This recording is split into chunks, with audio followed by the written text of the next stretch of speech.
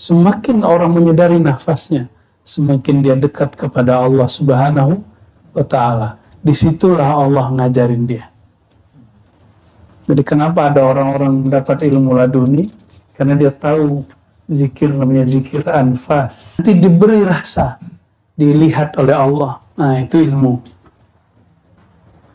Nanti diberi rasa, merasa bersama Allah. Itu ada ilmunya. Nanti diberi rasa, kok dekat sekali kepada Rasulullah. Nanti diberi rasa lagi, dekat sekali kepada Allah.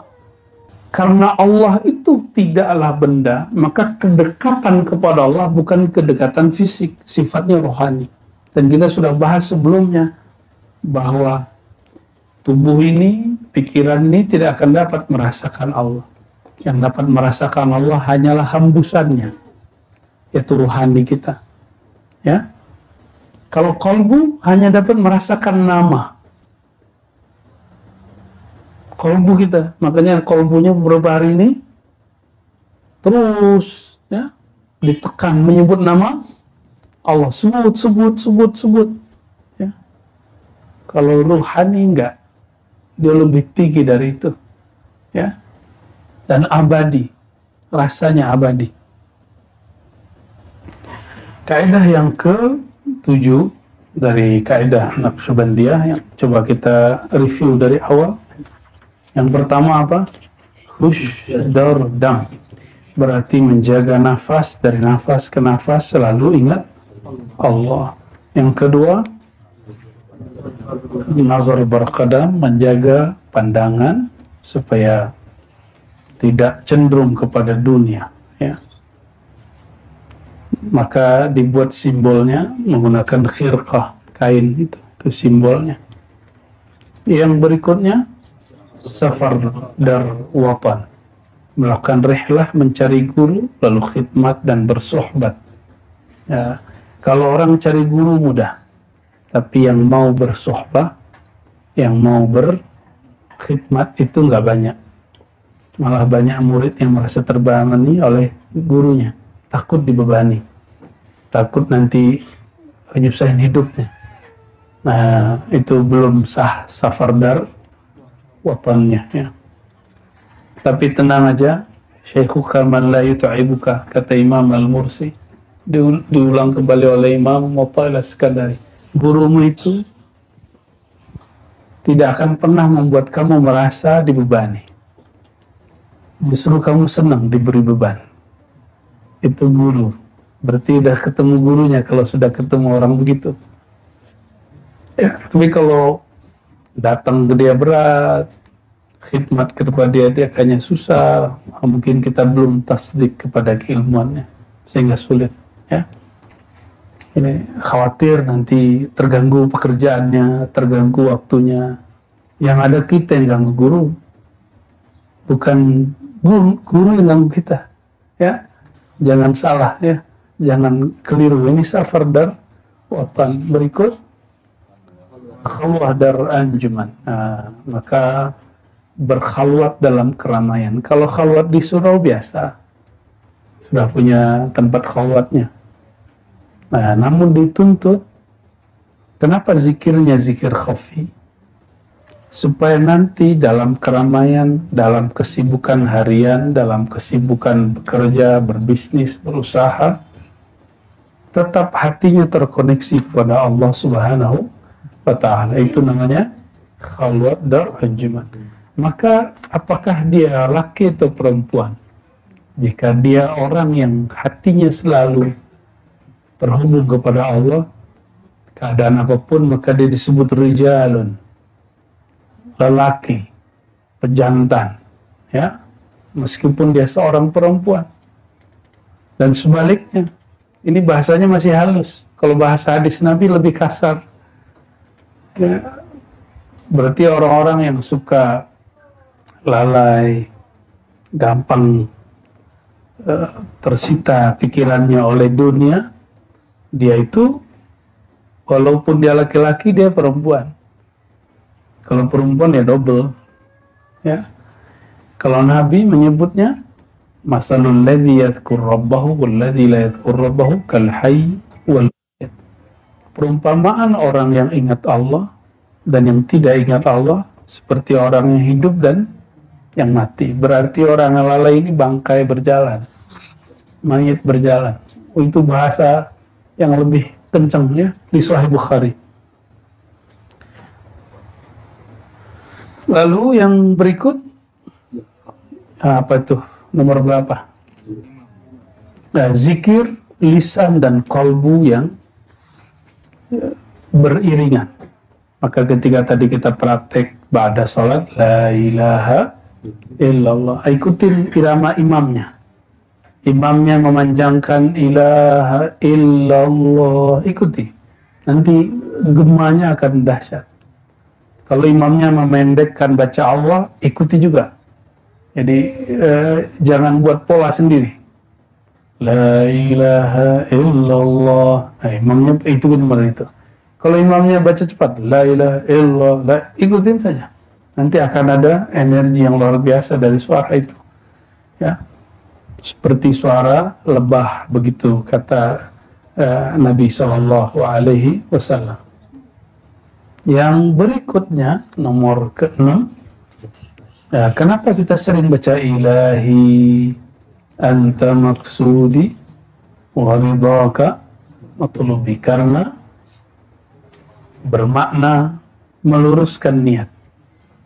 Banyak orang mencari guru supaya sakti, ya, ada juga yang cari guru backup supaya naik pangkat. Ada juga macam-macam lah ya. Kalau sudah ketemu kaidah ini, hilang itu semua. Dia berguru murni karena ingin mengenal Allah Subhanahu wa Ta'ala, bukan karena ingin mencari backup dunia. Betapa dimurkainya seorang hamba mencari wali Allah, mencari wali akhirat untuk menjaga aset dunia. Ya, itu kekonyolan yang zahir hari ini, dan banyak ya, beberapa politisi ada yang begitu, sengaja mengundang syekh-syekh, kiai-kiai untuk wiridan di tempat dia supaya aman. Ya, paling aman sebentar, nanti juga ya ketangkap ya.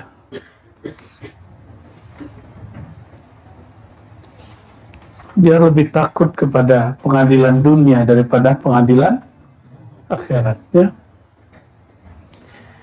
Lalu yang ketujuh, nah ini yang masuk pada sore ini, Nagoh Dasht ya.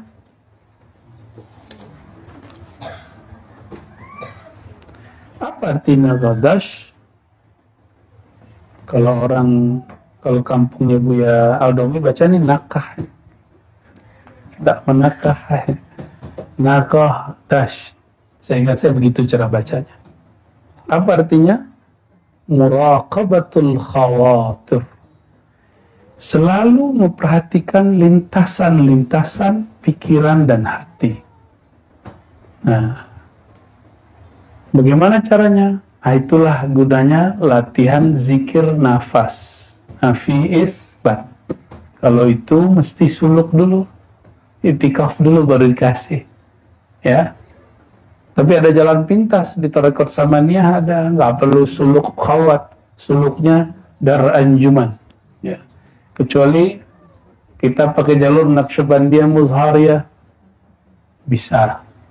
Kalau Naqsyabandiyah Khalidiyah, biasanya suluk dulu, khawat dulu, suluk khawat. Ya.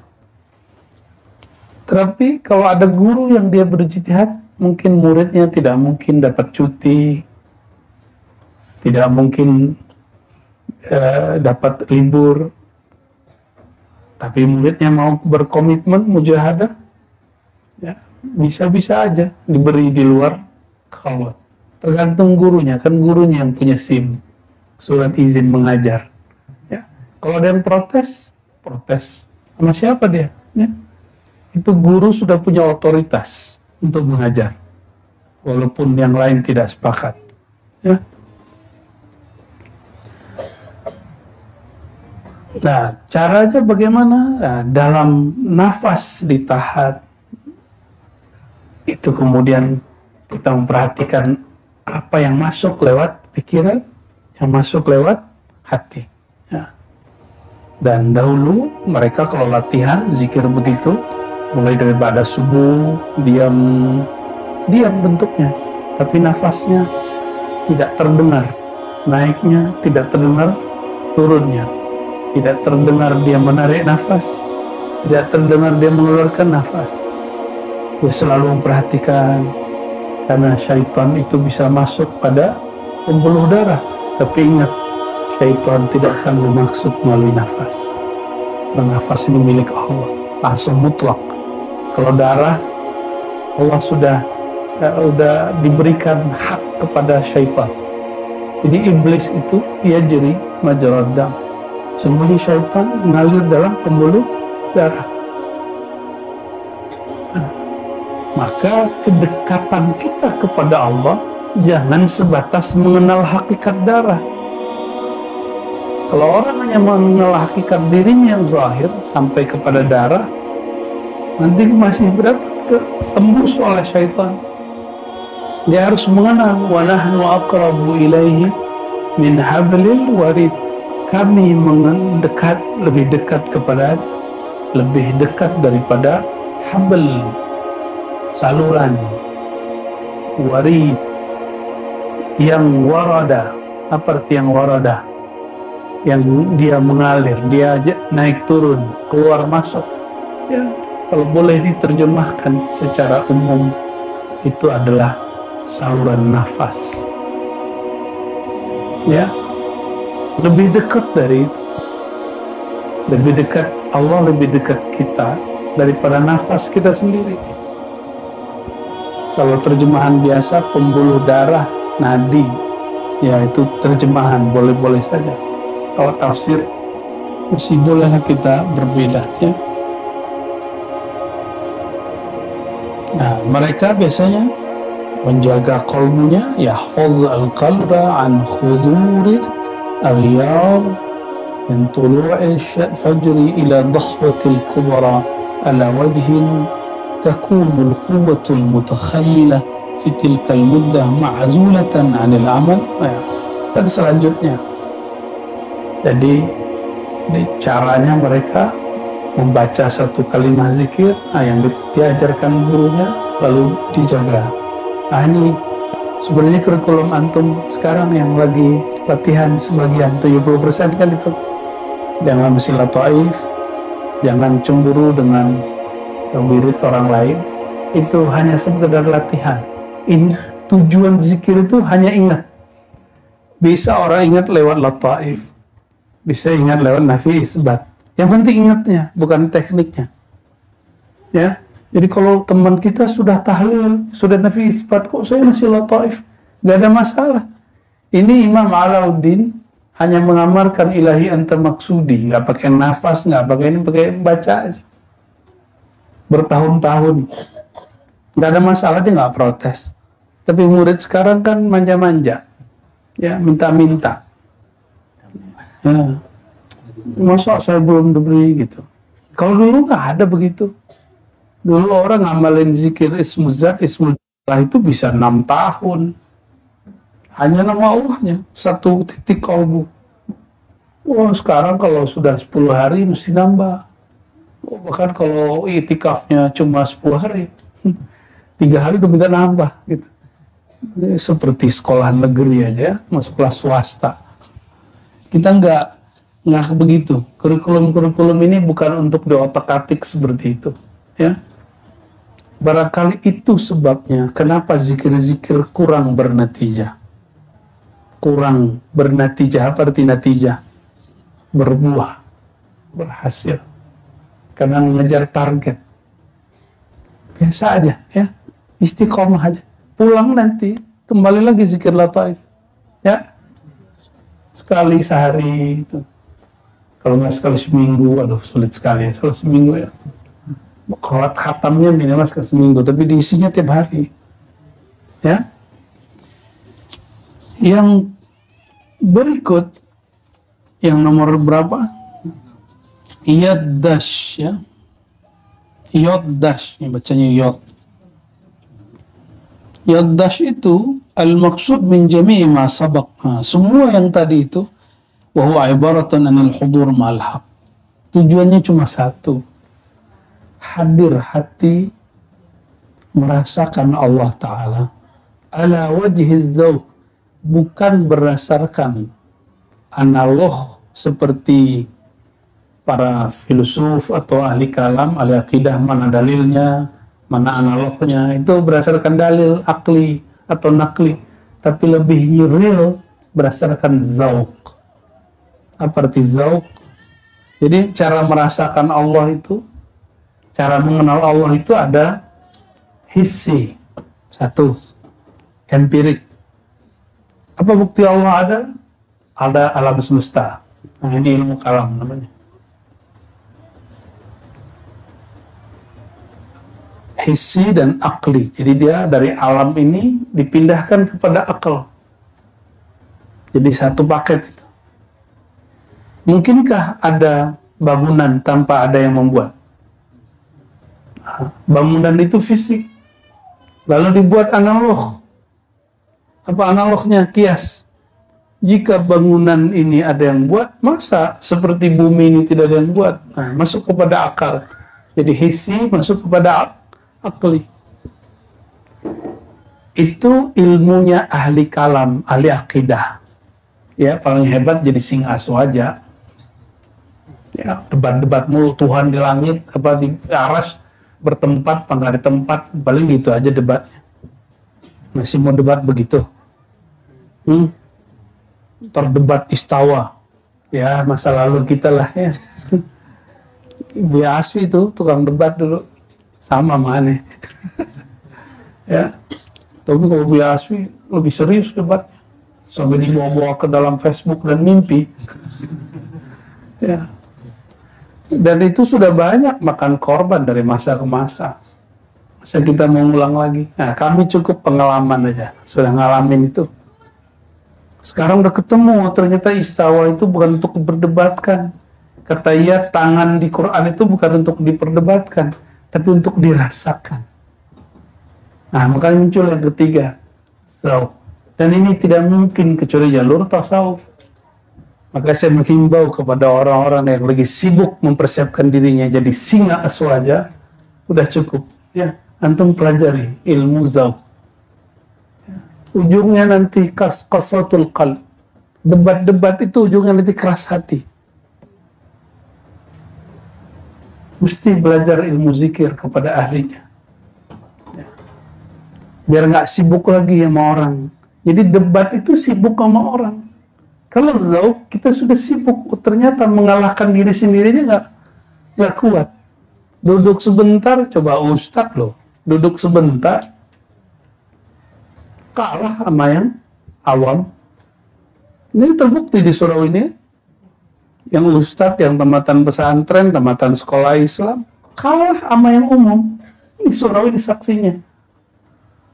Ya, awal-awal hari apalagi ya hari ketiga udah mulai sama. Ya, kok kalah gitu? Berarti benarlah yang disebut oleh Imam Ghazali itu.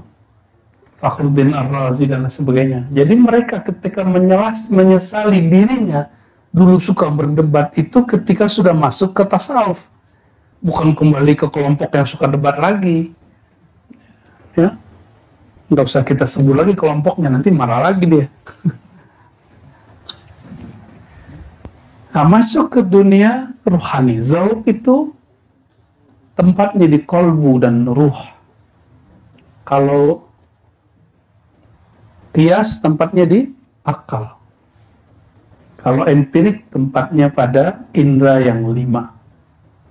Nah, ini sudah masuk ke mana? Zauq itu masuk ke dalam kolbu. Zauqnya kolbu itu belum selesai, masih ada zauqnya fuad. Orang kalau sampai pada zauqnya fuad, Allah kasih dia penglihatan alam lain. Kita ini ada zahir batin. Kalau antum masuk ke dimensi batin, yang zahir ini jadi batin. Tapi yang di alam sana menjadi zahir. Itu kata Imam Ghazali dalam kitab Ar-Risalah Al-Laduniyah. Jadi itu bukan kalam Ar-Razi ya. Itu kalam Imam Ghazali.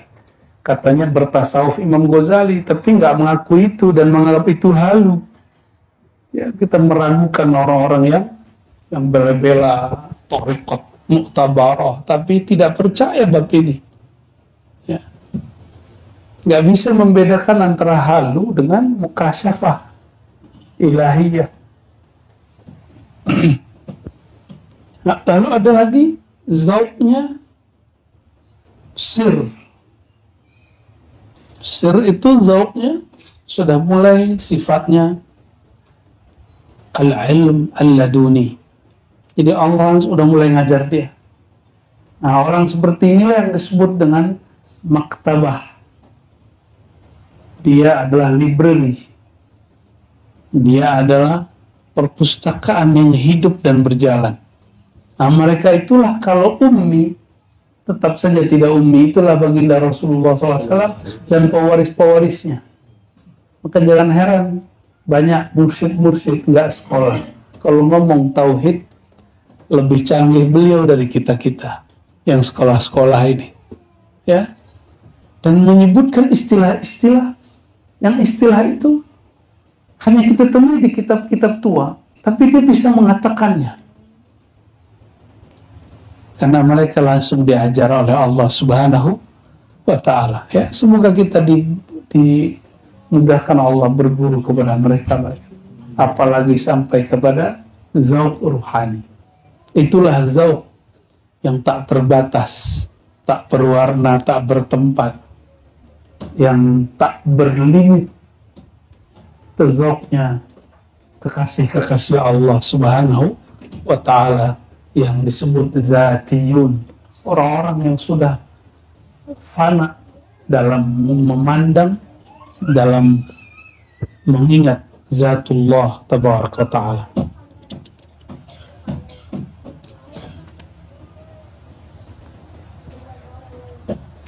Nah, lalu ada yang disebut wukuf zamani. Sudah berapa? Wukuf zamani. Ini sudah dijelasin sama Buya dulu ya? Belum ya? Innal wukufa az-zamaniyya alladhi huwa halu ahli at-tariqa ورأس مال السائرين إلى عالم الحقيقة عبارة عن كون السالك واقفا على أهواله في كل زمان أنها موجبة للشكر أم موجبة للعذر. Ya.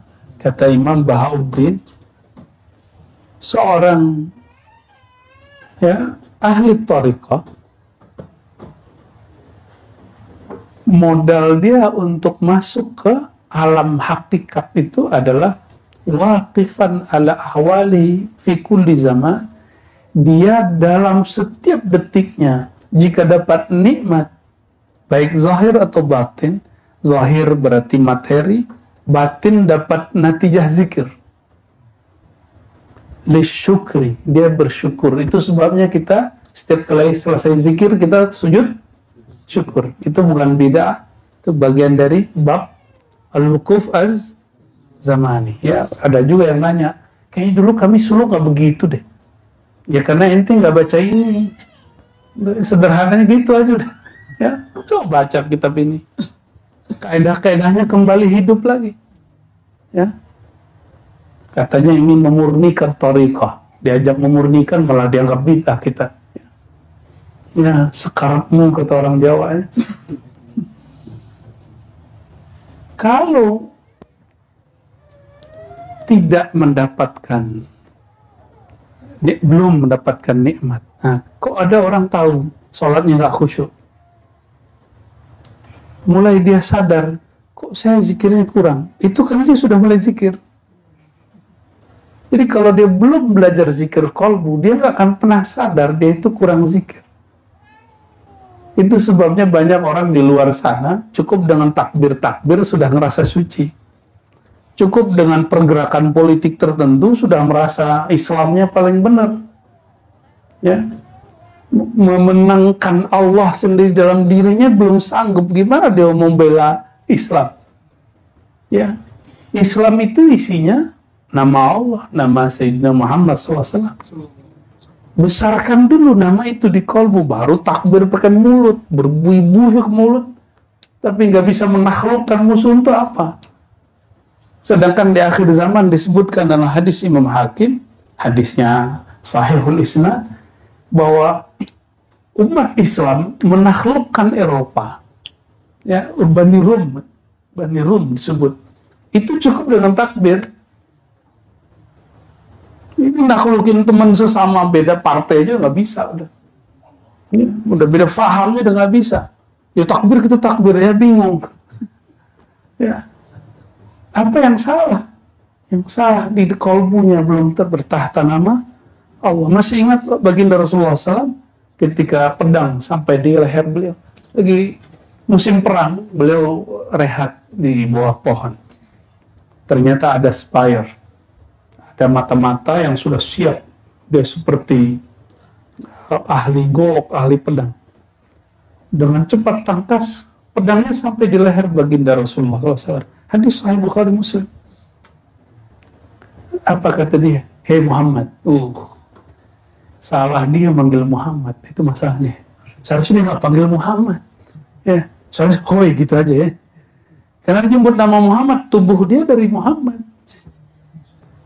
Hei Muhammad, siapa yang melindungi engkau dari pedangku itu? Ya, pedang itu tercipta dari nur Sayyidina Muhammad Sallallahu Alaihi Wasallam. Jawabannya apa? Allah. Nabi cuma jawab Allah. Coba antum yang baca Allah belum tentu kayaknya. Belum ya. Nabi membacanya dari dalam kolbunya. Karena dirinya bergetar, getaran itu pasti memantul kepada kolbu orang yang hantam dia. Pertama baca Allah, itu pedang langsung jatuh. Diambil lagi, todong lagi, tapi kekuatannya sudah melemah. Ditanya lagi seperti itu, jawaban Nabi sama Allah. Tuh, yang begitu tuh kekuatannya, langsung dia jatuh lagi, ulang lagi yang ketiga, Nabi ambil, dibalikin. Sekarang kamu siapa yang melindungi? Langsung syahadat. Cukup kalimat Allah. Cukup kalimat Allah. Makanya zikir ini, zikir Allah, Allah itu bukan bid'ah, bukan bab daripada zikir syaitani. Ini kitabnya ada. Kalau si Tony mungkin ya, yang bilang syaitani, yang bilang bid'ah, berarti dia nggak update ya, nggak update. Kita sudah banyak bahas bahwa zikir Allah, Allahu itu bukan bid'ah ya, itu sunnah malah. Nah, di sini al-wukuf zamani ini puncaknya nanti adalah seseorang itu sampai kepada thariqah muhasabah. Itu disebut wukuf zamani. Maka sebelum tidur, ya, jangan langsung tidur. Ingat dulu hari ini sudah salahnya apa, dan minta ampun kepada Allah. Kalau pernah nyakitin orang, doa, ya Allah, tolong sampaikan maafku kepada kolbunya. Aku belum sempat minta maaf. Pernah begitu gak? Ya, atau tidur dalam kebencian. Itulah tidur yang paling melelahkan. Orang yang tidur dalam kebencian, dalam kelalaian, tidurnya akan menyiksa, bangunnya tidak segar, bangunnya tidak rehat. Ya, pasti sudah ada yang ngalamin 1-2, tidur 5 menit, rasanya 5 jam. 1-2 sudah ada. Ya, yang belum bingung, maksudnya apa itu? Ada yang tidur 5 jam, rasanya 5 menit. Di sini, di khalwat ini pasti ngerasain. Ya, 1-2 adalah. Ya. Ngantuk, ya, dari jam 11 digebar terus baca 1 juz, ya. Habis itu langsung sholat, ya. Habis itu khataman. Habis itu tawajuh. Hajar lagi pakai sholawat. Gak dikasih waktu mau rehat.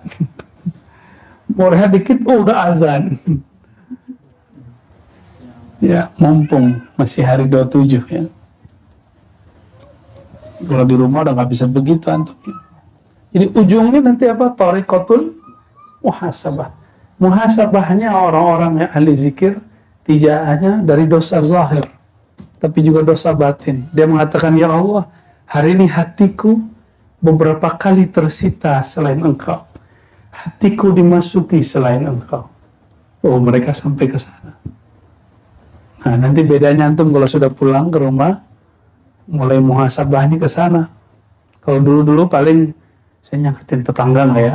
Sebatas di situ dosa zahir. Nanti lebih dari itu. Ya Allah, hari ini zikirku kurang. Qalbuku sering melayang. Yang berikut al-wuquf al-adadi. Wukuf adadi, nah ini juga berzikir dalam satu nafas dan memperhatikan bilangan zikir yang dibaca. Nah ini dipelajarinya kalau sudah khawat ya. Jadi kita pending dulu ya. Tapi itu ada rahasia di situ. Karena dia melalui nafas. Semakin orang menyadari nafasnya, semakin dia dekat kepada Allah Subhanahu wa Ta'ala. Disitulah Allah ngajarin dia. Jadi kenapa ada orang-orang dapat ilmu laduni? Karena dia tahu zikir namanya zikir anfas. Zikir apa? Kok kita sudah zikir Allah sekian tahun belum? Karena belum pindah ke zikir anfas.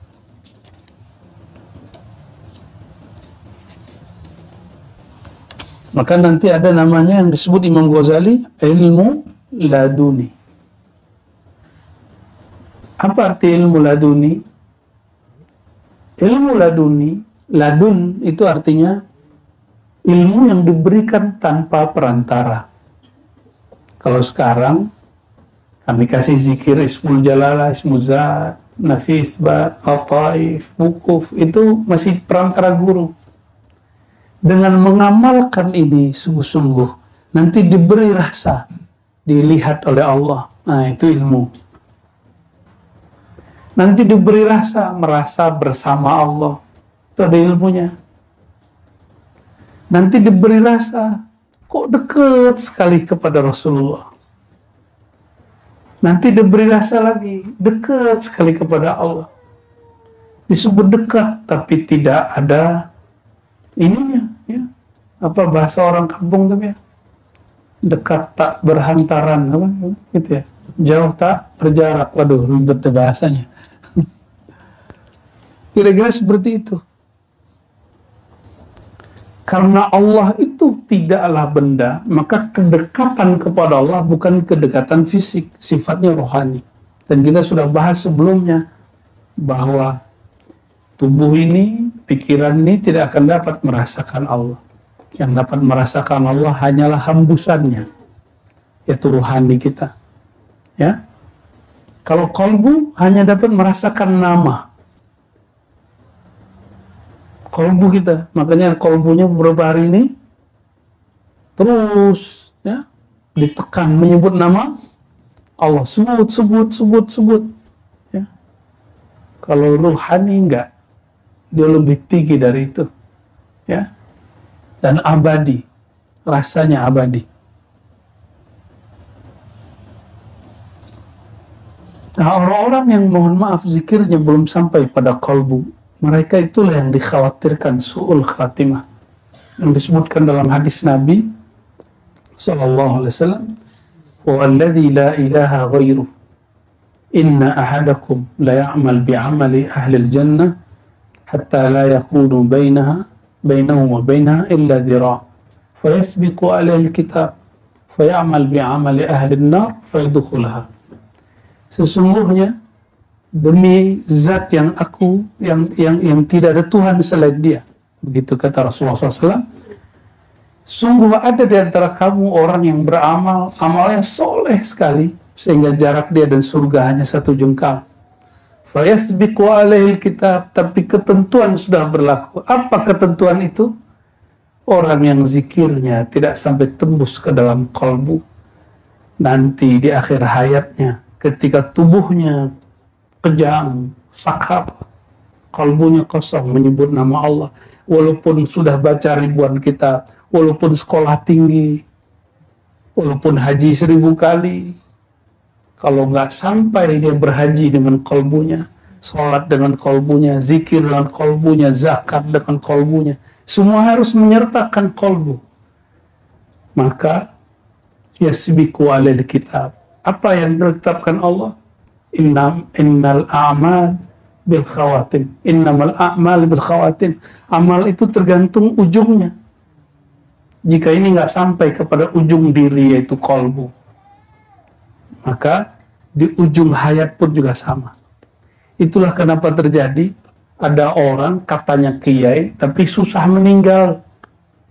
Ada orang katanya ustadz tapi gak bisa baca la ilaha illallah Allah sebelum wafat.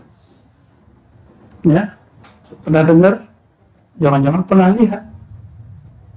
Ya, dulu musuh dari Syekh Mukhtar Angkulakun namanya, pendiri Madrasah Tarbiyah Islamiyah, mengalami itu. Ya, mendebat, mencaci maki orang-orang ahli zikir, menghina, padahal sudah ada kesepakatan kalau kalah debat tidak akan menghina, tetap dia menghina. Beberapa bulan sebelum wafatnya, lari-lari tengah pasar nggak pakai celana, hilang kesadarannya.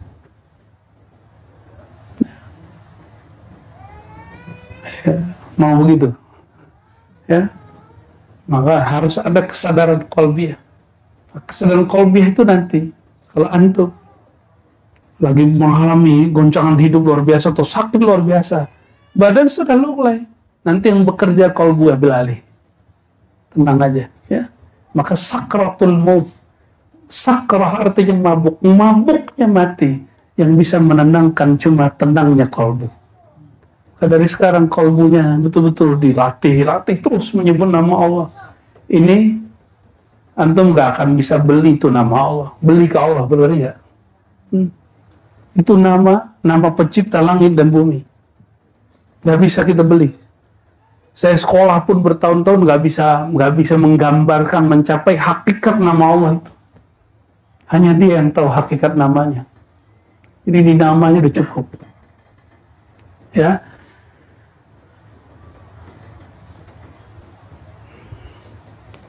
Nah, Imam Ghazali mengatakan kalau orang sudah sampai kepada salat qalbiyah, sampai kepada ruhiyah, Allah nanti langsung yang akan menghembuskan ilmu di dalam kalbunya. Jika syaitan mewahyukan was-was ke dalam kalbu pengikut-pengikutnya, masa Allah tidak? Kan di Quran kan ada kalimatnya, la masa atau masatu ta'ifah, ya, disentuh oleh sekelompok syaitan, ya. Juga ada waswasa, ada auha, syaitan mewahyukan, benar gak? Oh, itu syaitan tingkat tinggi. Orang yang diwahyukan syaitan namanya wali syaitan. Mirip-mirip laduni, tapi al-laduni asy-syaitaniyah. Ya, langsung diajar iblis. Bisa tahu yang aneh-aneh. Tapi penciriannya satu. Iblis itu sempat berzikir, maka dia tahu beberapa ilmu zikir. Nah, berarti kalau sudah zikir belum tentu tenang, ya. Mesti ada ma'rifatul mazkur, mengenal siapa yang kita zikirkan. Nah, itu yang wajib dipelajari. Ya, mengenal siapa yang perlu, yang kita, ya. Jadi dari dulu suluk kholwat begitu-gitu aja. Apa yang beda?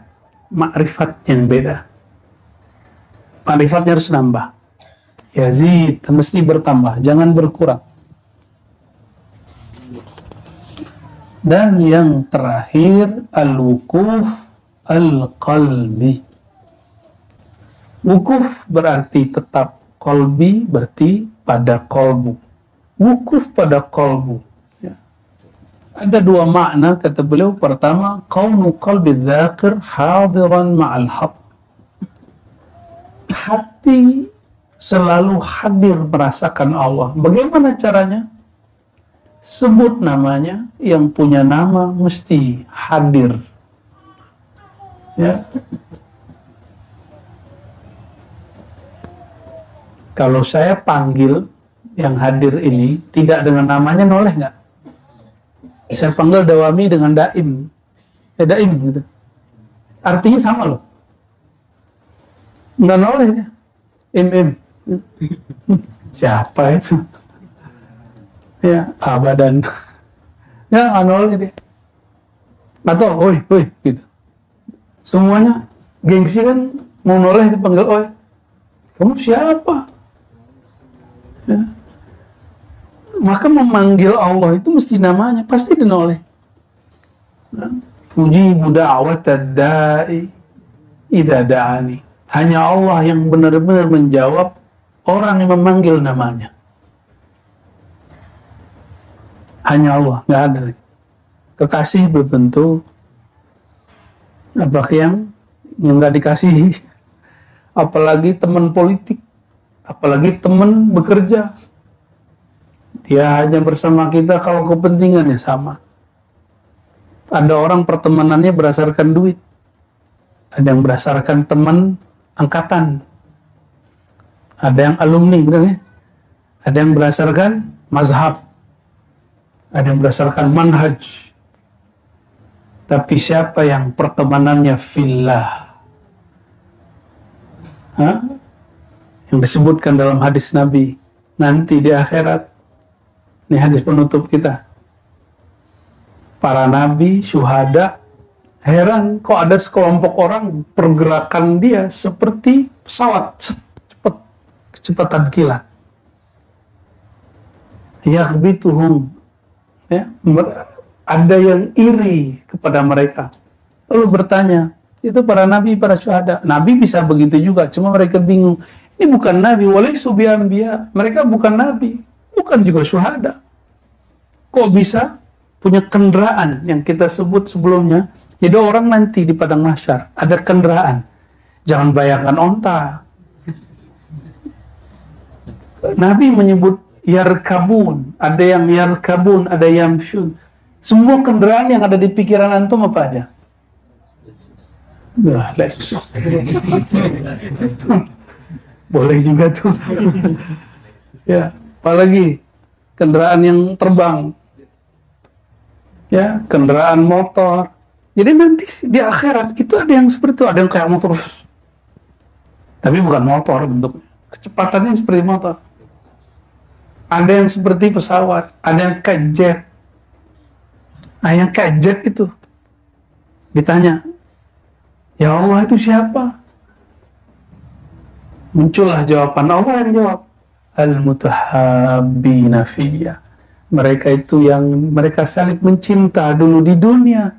Fiyya, dalam mengenal aku, dalam berzikir kepadaku, dalam berjuang untuk memenangkan ma'rifatullah dalam dirinya, dalam hidupnya, dalam dakwahnya. Jadi kita boleh kita beda thariqah, nggak apa-apa. Yang penting ujungnya ma'rifatullah.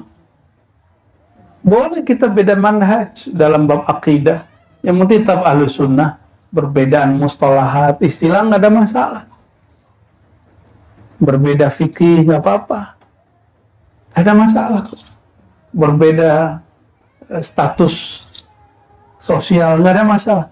Tapi ketika dia mengenal Allah, itulah persaudaraan sejati. Maka orang-orang yang hari ini di dunia mereka berkumpul untuk itu. Mereka satu gerbong nanti di sana. Ada nahkodanya, ya, ada semuanya, ada lengkap sono. Ya, kalau naik pesawat yang eksklusif ada makan ini enggak? Ada. Kalau yang enggak ya paling kasih roti. Jadi saat orang tenggelam dengan keringatnya, ini enggak, dia terbang. Al-mutahabbu nafiyah. Nah, kalau boleh disebut itu namanya kendaraan ar-rikab al-Muhammadi. Kendaraan-kendaraan yang terhubung, tergabung dalam cinta kepada Nabi Muhammad. Satu-satunya jalan mengenal Allah, mencintai Allah, cuma mencintai Nabi Muhammad SAW. Maka bagi kita, sholawat itu wajib. Ya, terserah orang mau bilang apa. Bagi kita sholat wajib, karena yang buat antum bisa sholat siapa?